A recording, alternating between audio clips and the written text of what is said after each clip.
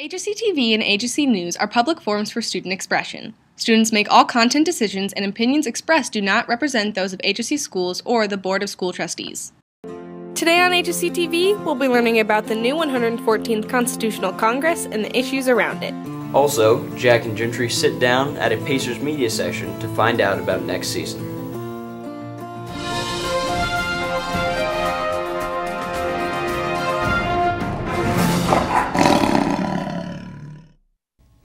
Good morning, HSC. I'm John Matthew Dykes. And I'm Michael Huffer. Here is your news for Wednesday, January 21st, 2015. The three things that you need to know are, for the first time in our nation's history, a Muslim was selected to the House Committee on Intelligence. Andre Carson is a Democratic congressman who formerly was an Indiana police officer. He is now on a committee that allows him to have access to America's secrets on terrorism. While protests have been breaking out against him, Carson claims it is nothing new to him. He hopes that his appointment will help calm some of the fears that Americans are facing with his religion. Japan's prime minister has vowed to pay ISIS $200 million in ransom for 2 hostages' lives. ISIS has demanded the payment is paid within 72 hours.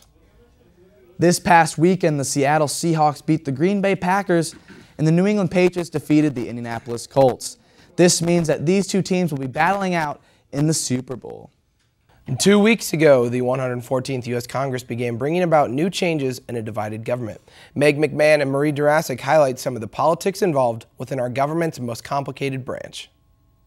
With the new year, the 114th Congress is now in session. This year, both the House of Representatives and the Senate will be controlled by Republicans. Since the executive branch is controlled by a Democratic president, this year we will have a divided government. With some expertise, government teacher Greg Gastineau tells us the productiveness of a divided government. That our founding fathers wanted the pace of government to be slow and deliberate, that they didn't want massive change overnight, that they wanted debate and dialogue to take place. For more information, we got the opinion of 2 politically active students. And when gridlock happens, things don't move forward, you don't see any progress, and the public feels like nothing is getting done or their voices aren't being heard. This year, Republicans and Democrats will have to work together to get things done. President Barack Obama will have to compromise with both Speaker of the House John Boehner and Senate Majority Leader Mitch McConnell. With Republicans having a majority, they will want to push their own agendas. I think the Republicans' biggest part of their agenda is going to be trying to repeal Obamacare. I do not think that Obamacare is something that would ever be compromised. This year we'll have plenty of issues covered. Because of President Obama's executive order would be immigration, the wars on terror in Afghanistan, now extending that through 2015. As this year progresses, it will be easy to tell if the 114th Congress is productive or just results in total government gridlock. For HSC TV, this has been Marie Jurasik and Meg McMahon.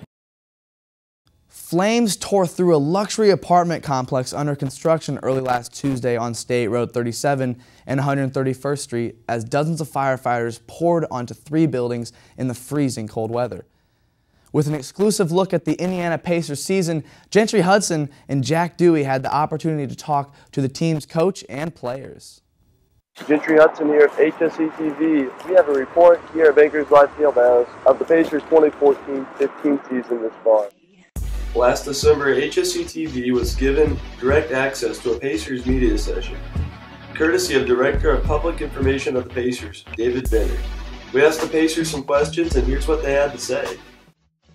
You're just getting back in the swing of things, still getting into it, but got some new guys that have been added.